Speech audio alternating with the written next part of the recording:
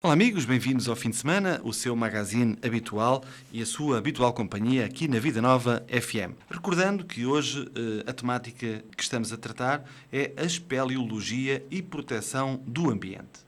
Connosco temos Rui Guerra, da empresa Fotoguerra, e o motivo do seu convite aqui à Vida Nova FM e ao programa Fim de Semana, vamos descobri-lo já a seguir e vai ver que descoberta faz todo o sentido nesta conversa com o Rui, a quem desde já dou as boas-vindas aqui à Vida Nova FM e ao programa Fim de Semana. Muito obrigado, eu é que agradeço a oportunidade. O Rui tem uma vasta experiência em termos de edição e isto no âmbito da sua empresa, que é a Fotoguerra. No fundo, pedi-lhe aqui um breve enquadramento da empresa e como é que surge aqui num formato de realização e edição que vamos tratar a seguir, tão específico, já que estamos a falar de filmar em meio subaquático. Muito bem.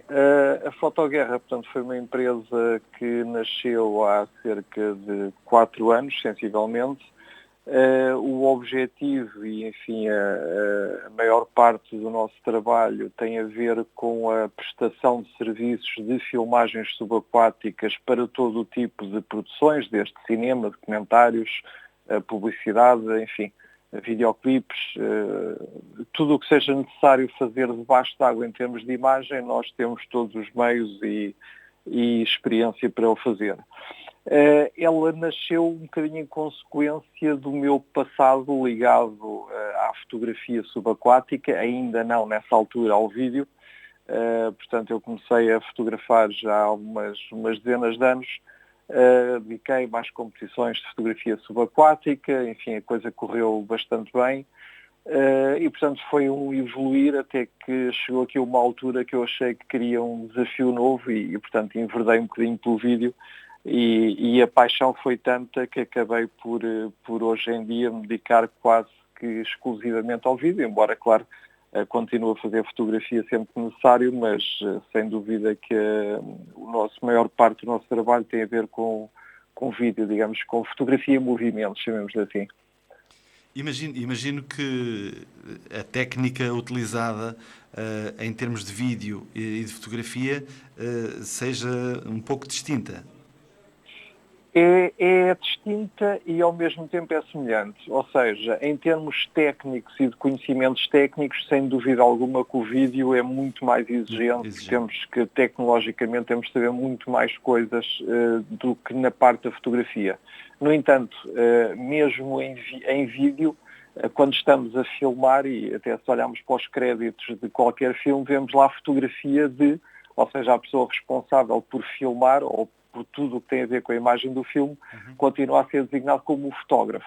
Porque, na realidade, fotografia é, tal como a palavra diz, é escrever com a luz, seja com a imagem em movimento, ou seja, com a imagem parada, e, portanto, a base é a mesma. A luz, a composição de imagem, a estética, embora, obviamente, que em termos técnicos têm condicionantes e limitações e características diferentes, a abordagem é um pouco diferente. De qualquer forma, eu julgo que o meu passado ou a minha experiência passada em fotografia ajudou muito na parte quando decidi entrar para a parte do vídeo, não só por essa questão estética, digamos assim, mas também porque muitos dos fundamentos são exatamente os mesmos. Aliás, um vídeo não é mais do que uma sequência de fotografias passadas tipicamente a 25 imagens por segundo, enfim. Existem várias velocidades possíveis, mas para simplificarmos agora aqui a nossa conversa, é simplesmente uma sequência de fotos paradas passadas a uma velocidade grande que nos dá a ilusão de movimento. Portanto, a minha entrada neste meio foi basicamente uma evolução natural. Não sei se é evolução, porque não considero que uma coisa esteja acima da outra, são realidades diferentes, mas foi, de facto, no meu caso, foi uma evolução natural. Foi um caminho. Foi um caminho, exatamente. Foi um percurso que acabei por fazer. Rui, já nos falou que já tem, ao longo de 4 anos, tem efetuado vários trabalhos, quer do ponto de vista de publicidade e outros. E também para nos posicionarmos aqui um pouco sobre o Concelho de Ancião e o Rio Nabão, a nascente do Rio Nabão, como é que surgiu esta ideia de realizar um documentário sobre a expedição à nascente do Rio Nabão aqui em Ancião?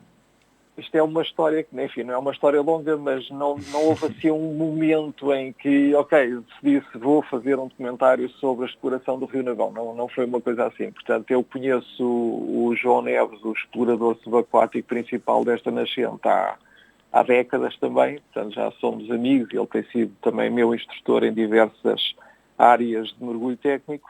E, de facto, em determinado momento ele falou-me que, olha, vamos ter aqui uma exploração, isto é uma gruta que está muito inexplorada, é um processo complicado e tal, não sei se queres vir também e tal. E uma coisa leva à outra, e aí eu propus, olha, então já que é para ir contigo, eu penso que o que faria sentido era, enfim, aproveitarmos esta oportunidade única e esta nascente, que de facto continua inexplorada, basicamente continua inexplorada. Portanto, aproveitar para fazermos um filme, um documentário, vamos ver o que é que se consegue fazer, portanto, sem qualquer ambição de tínhamos que filmar isto ou aquilo, ou tínhamos que chegar a determinado ponto da gruta. Portanto, neste domínio do mergulho em gruta, e ainda mais quando falamos em filmagens subaquáticas dentro de grutas, o nível de complexidade e de incerteza aumenta exponencialmente e, portanto, não podemos criar demasiadas expectativas. Portanto, fazemos o nosso melhor e, portanto, foi basicamente assim que a ideia nasceu. Portanto, nasceu sem qualquer ambição e depois, claro, foi evoluindo, foi-se formando a equipa. Foi uma equipa bastante extensa, que, aliás, é toda essa equipa que foi formada através de pessoas de vários clubes de espeleologia espalhados um pouco por todo o país.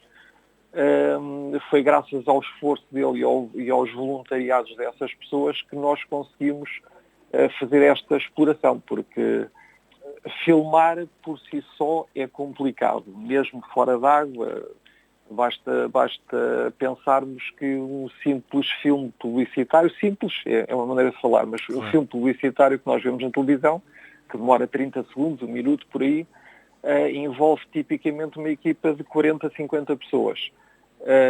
E aí estamos a falar só da equipa que vai estar no momento da produção. Quando introduzimos água à mistura, a coisa complica-se, porque obviamente a dificuldade aumenta, a estabilidade, a iluminação, tudo isso. A luminosidade, não é? Exatamente. Portanto, tudo isso é extremamente complexo de conseguirmos fazer da mesma forma controlada como se faz fora d'água. E quando falamos em filmagens subaquáticas e ainda dentro de uma gruta, a coisa então atinge assim um nível que de facto é preciso algum planeamento, é preciso juntarmos a nossa experiência passada noutras grutas, portanto noutros mergulhos que fizemos noutras grutas, a minha experiência já de alguns anos também de fotografar grutas e de saber como é que havia de iluminar a gruta, e portanto juntamos tudo isso juntamente com o mais importante de tudo. Eu não me canso de dizer, porque de facto sem uma equipa como nós tivemos, foram lá cerca de 20 espeleólogos a ajudarem-nos para podermos entrar dentro d'água. Basicamente a ajuda deles foi para viabilizar a nossa entrada dentro d'água, para fazermos então a exploração e o filme. Foi todos estes fatores todos juntos é que possibilitaram a existência basicamente do documentário. Portanto, não é uma ideia minha que tornou isto possível, ou não é o facto do João Neves querer explorar que tornou isto possível. Portanto, é uma equipa, é um esforço comum que deu origem a isto. E, no fundo, aqui para, de alguma forma, saciar a sede, já que estamos a falar em água, a quem nos ouve, do que é que retrata este documentário, ou como é que poderia descrever o trabalho realizado, assim de uma forma sintética? Se é que é Muito possível. bem, sim, é possível, eu julgo que é possível. Ora bem, a nascente do Nabão, só para percebermos um bocadinho o enquadramento, tipicamente toda a gente acha que o Nabão é o rio principal e associam sempre o rio Nabão a Tomar. No entanto, ele não nasce em Tomar, portanto, ele nasce em Ancião, na realidade. É uma a principal nascente é, de facto, em Ancião. E esta é só um poço, basicamente é um poço que durante o inverno transborda a água. Portanto, as pessoas que visitam Ancião, se o fizerem durante o inverno e seguirem o rio, vão ver que a água basicamente está a transbordar de um poço. E há muitos anos atrás, portanto, toda esta história é contada no documentário, iniciou-se uma tentativa de perceber o que é que havia ali por baixo. Portanto, para sair tanta quantidade de água tinha que existir lençóis subaquáticos, lençóis freáticos bastante grandes. E, portanto, foi através desse início, inclusive chegou a cá vir uma equipa estrangeira a Portugal a tentar essa exploração. Depois acabaram por achar que não tinha seguimento nenhum, foram-se embora. E depois foi então, de facto, que o João Neves entrou aqui na equação porque não lhe pareceu que aquilo fosse possível tanta água e não ter, de facto, galerias com alguma dimensão. E, portanto, essa exploração começou a ser feita aos poucos, até que eu entro nesta última fase, enfim, isto ainda não é um trabalho final, não é? Portanto, isto há de ter uma sua continuidade, mas já falaremos sobre isso. Portanto, eu entro numa fase mais recente desta exploração, de facto, para tentarmos dar continuidade àquilo que o João Neves já tinha explorado até essa altura. E, portanto, foi assim que nós de facto, tentámos dar às pessoas a conhecer o que, de facto, é o Rio Navão, porque o Rio Navão é, obviamente, muito conhecido enfim, à superfície.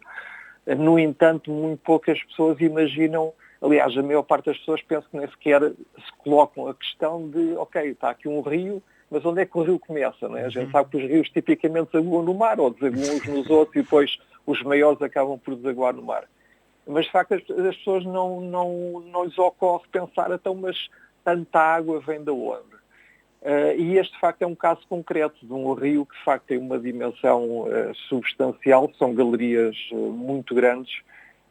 É claro que há maiores, mas estamos a falar de uma galeria que, em média, terá nas zonas, enfim, na grande parte da sua extensão, terá talvez 3, 4 metros de diâmetro. Algumas vezes é tipo uma fenda, que pode ter até uma dezena de metros de altura e ser um bocadinho mais estreita em termos de largura, outras vezes é circular. Mas, de facto, é um autêntico rio subterrâneo que existe. E agora a pergunta coloca-se: para onde é que ele vai, não é? Ou de onde é que ele vai, mais exatamente, qual a sua extensão?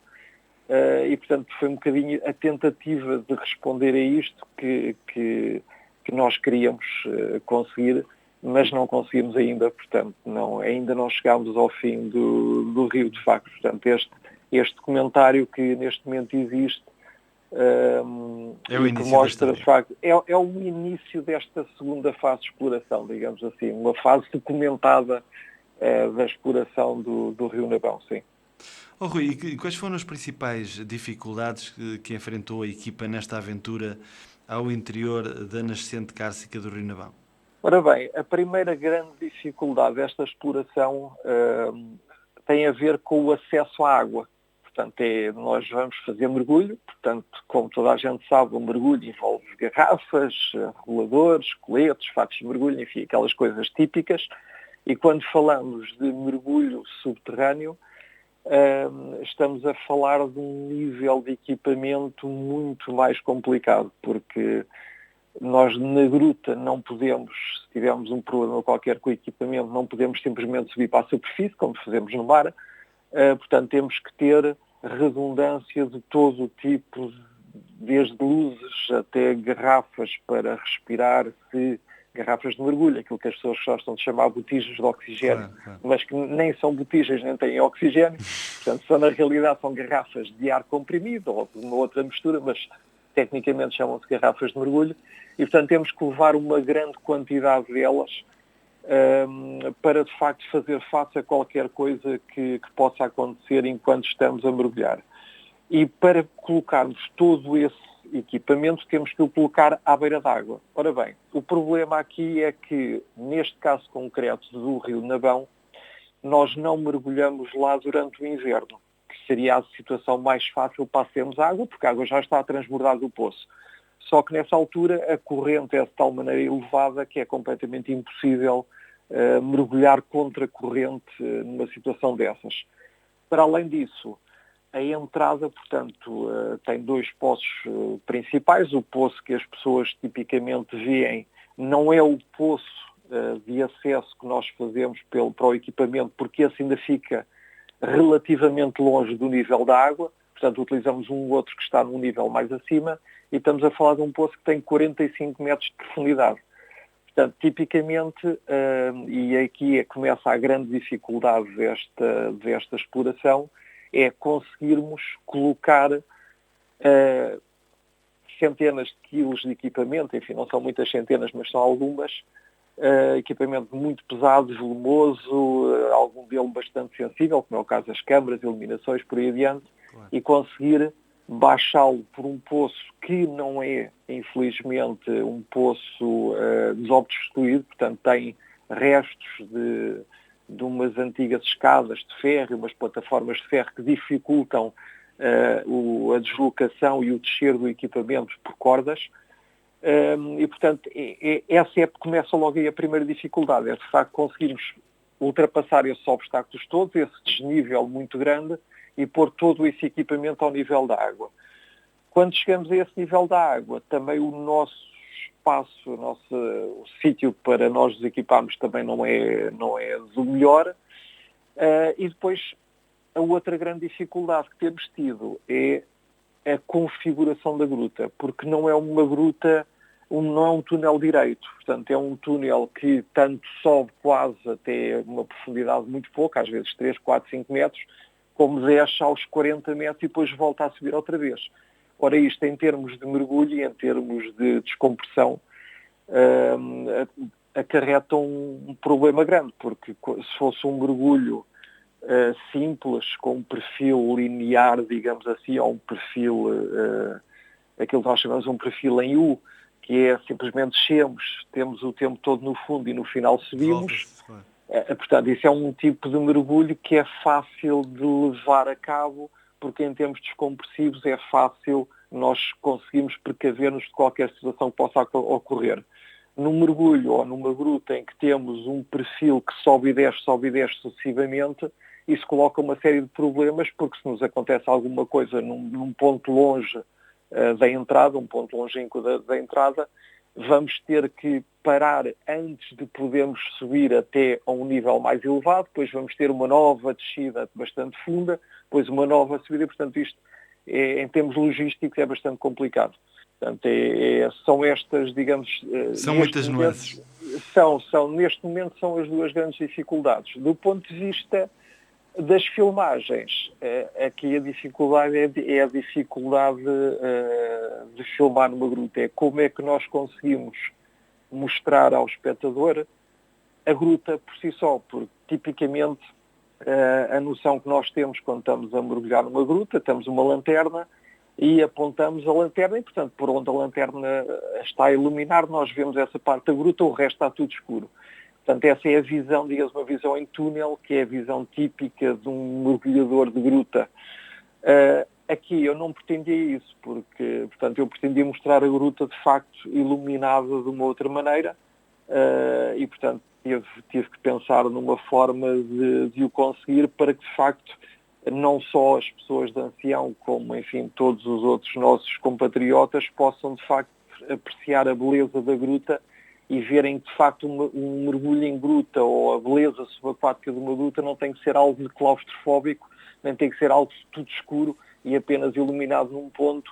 Portanto, foi isso que eu tentei, de facto, fazer neste comentário, que foi, de facto, outro desafio que eu me coloquei logo desde o início. Rui, tantos trabalhos de exploração, produção, organização, obviamente tem custos. O que lhe perguntava era que apoios é que foi possível congregar para tornar real esta expedição e dar vida a este documentário, ainda que, como o Rui referiu, seja apenas o início de uma grande descoberta? Começando pelo final, não sei se será o início de uma grande descoberta ou se ela vai já terminar a seguir. Portanto, nós não fazemos ideia. A gruta continua, portanto, no ponto até onde nós conseguimos ir. Nós nesta exploração que está documentada no documentário, estávamos mesmo numa lógica de avançar o mais possível, ver se o fio da Ariane, que é um fio que nós colocamos ao longo da gruta, para no caso de ficarmos sem luzes, no caso de ficarmos com visibilidade zero, podemos simplesmente seguir o fio pelo tacto e conseguimos sair da gruta. Portanto, é, digamos, uma norma típica de segurança de mergulho em gruta. Portanto, nesta exploração, o nosso objetivo era mesmo verificar como é que estava o fio, emendar o fio, portanto, seguir por aí adiante e avançar o mais possível de uma forma, digamos, ligeira, sem grande equipamento e sem grande logística ainda de equipamento. Portanto, isto apesar do que eu disse há pouco, que mesmo assim a logística já foi muito grande. Portanto, mas fosse uma exploração a sério, em que o nosso objetivo fosse avançar muitos metros ou muito fundo na gruta, aí teríamos que nos precaver ainda com muito mais garrafas. Toda esta logística que nós montámos com o objetivo de ver onde é que a gruta vai parar, ou se ela vai parar ainda breve, ou se ainda tem um grande desenvolvimento, está ainda por concluir.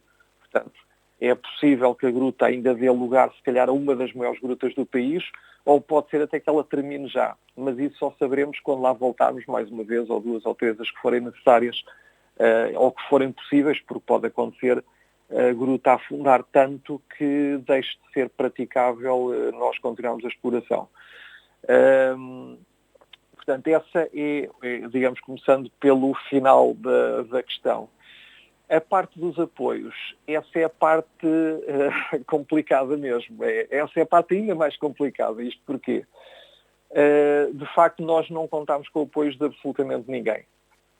Isto foi uma equipa de voluntários, numa lógica de cada um dá o que tem, cada um contribui, portanto, cada um pagou as suas despesas de alojamento, de deslocações, utilizou o seu próprio equipamento de espeleologia. Portanto, não tivemos apoio rigorosamente nenhum de ninguém, nem na parte da exploração, portanto, toda essa parte logística, nem na parte do vídeo propriamente dito. Portanto, eu utilizei o meu equipamento todo, com os custos que isso tem inerentes, porque, obviamente, que implica sempre custos nós filmarmos ou propormos a realizar um documentário destes, mas não tivemos, efetivamente, nenhum apoio. Com grande pena nossa, apesar de, se calhar, as portas ainda não estão completamente fechadas, mas, de qualquer forma, até agora, ainda não conseguimos, de facto, o apoio que era importante, porque estamos a falar de uma equipa grande, numerosa, estamos a falar de pessoas que estão a prescindir do seu tempo livre, algumas até com algum prejuízo do seu outro trabalho, para conseguirmos conciliar numa única altura do ano que se propicie continuar a expedição. Portanto, estamos a querer que todos nós, ao fim e ao cabo, abdiquemos de uma série de coisas e paguemos ainda por cima, com todas as despesas inerentes que isso implica, para que a exploração continue. Portanto, e basicamente para trazermos ao de cima, digamos assim, ou para divulgarmos o conhecimento que conseguimos com essa exploração. É uma pena, mas de facto esta é a realidade de facto do que aconteceu e do pé em que estamos, digamos assim. Rui, vamos ficar com a esperança de que de facto hajam novas notícias para que se continue na próxima fase e que haja cenas dos próximos capítulos. Sim, nós temos essa vontade, estamos todos motivados, foi a isso que nos propusemos e é esse o nosso intuito, mas é claro, uma das grandes dificuldades desta nascente é que, de facto, não é previsível o nível em que a água está.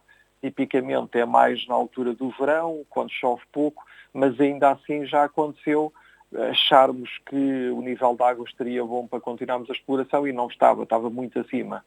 Portanto, começa logo aí essa dificuldade. Portanto, isso implica custos de várias pessoas que têm que lá ir, que têm que descer o poço, que têm que lá ir ver como é que está a água. Portanto, o custo de uma exploração desta não se reduz apenas ao dia ou aos dias em que é feita a exploração em si.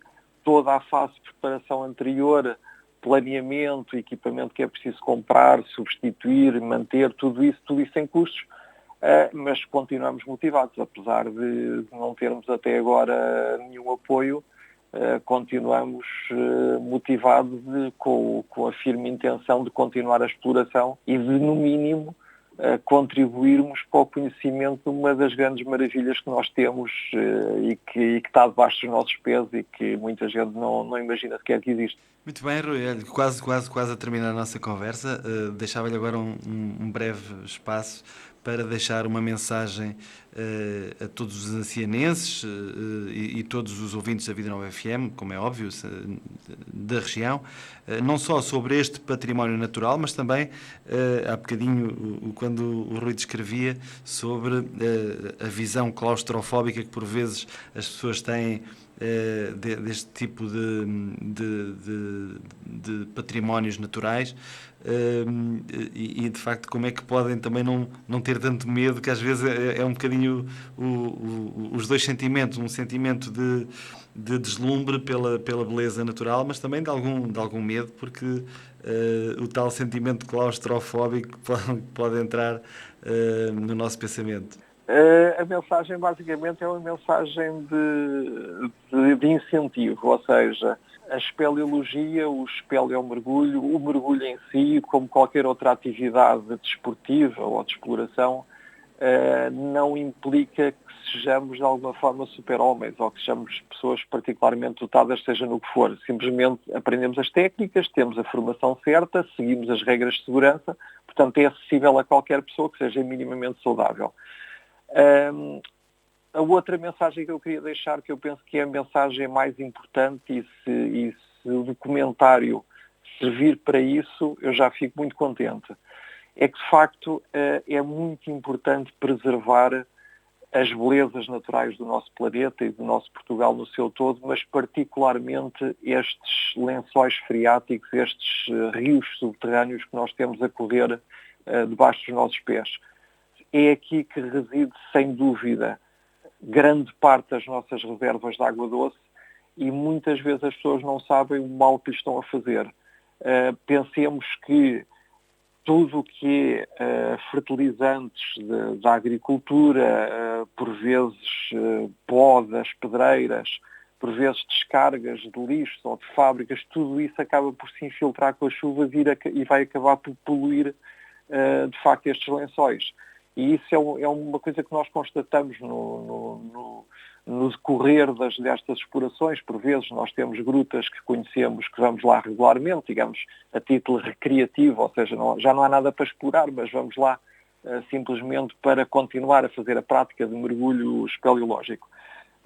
E chegamos às vezes lá em alturas ou em algumas épocas do ano em que vemos uma água turva e que percebemos claramente, por exemplo, que é pó de pedra.